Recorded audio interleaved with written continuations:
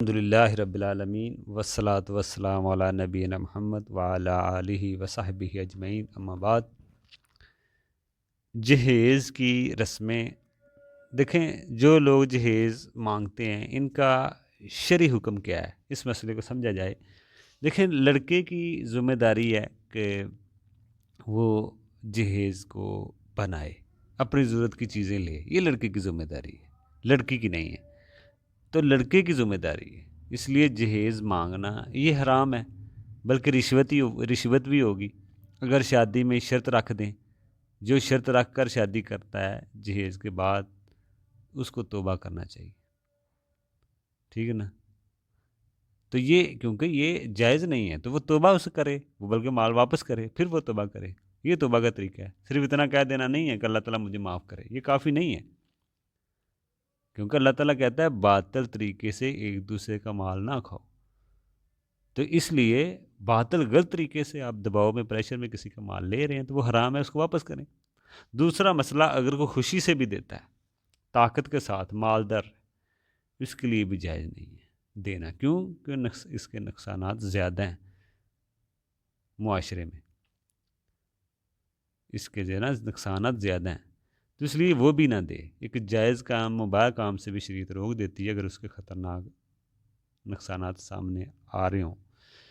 دوسرا حدیث ہے، کسی مومن کا مال دوسرے پر اس کی خوشی کے بغیر حلال نہیں ہے۔ اگر کوئی دباؤ میں، پریشر میں دیتا ہے تو یہ حلال نہیں ہے، کیونکہ وہ مجبور ہے۔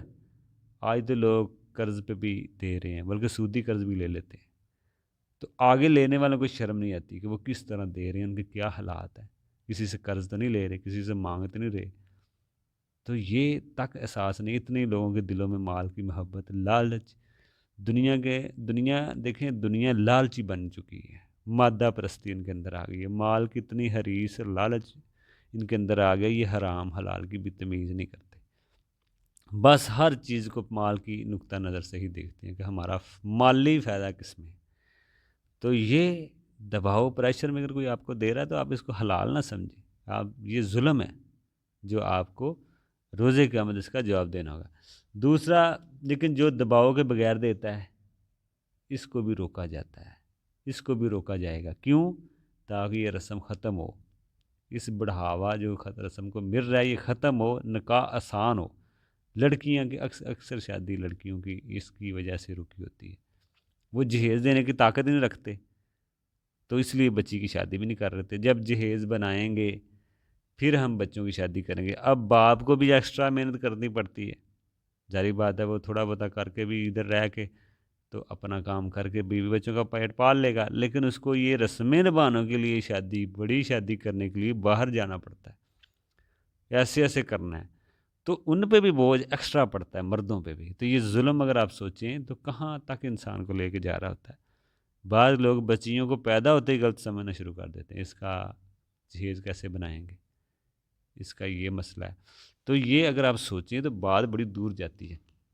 اسی طرح جو چیز مانگتا ہے وہ بکاری کی طرح ہے، ہم سمجھتے ہیں نا، جو چیز کسی سے مانگتا ہے ہم کہتے ہیں یہ بکاری ہے، یہ مانگنے والا ہی، یہ بکاری ہے، تو یہ بھی ایک وہی قسم ہے، ٹھیک ہے نا۔ یہ مانگنے والی بات تو بلا وجہ جو مانگتا ہے وہ اپنے، حدیث ہے نا، جو آیت بھی ہے کہ جو اپنے وہ بلا وجہ مانگ رہا ہے مال جمع کرنے کے لیے، وہ اپنے پیٹوں میں آگ بھر رہا ہے، وہ آگ جمع کر رہا ہے۔ روزے قیامت ان کے چہرے پر گوشت نہیں ہوگا، ٹکرا نہیں ہوگا، جو بلا وجہ اپنا مال جمع کرنے کے لیے مانگتے ہیں، حدیث ہے نا۔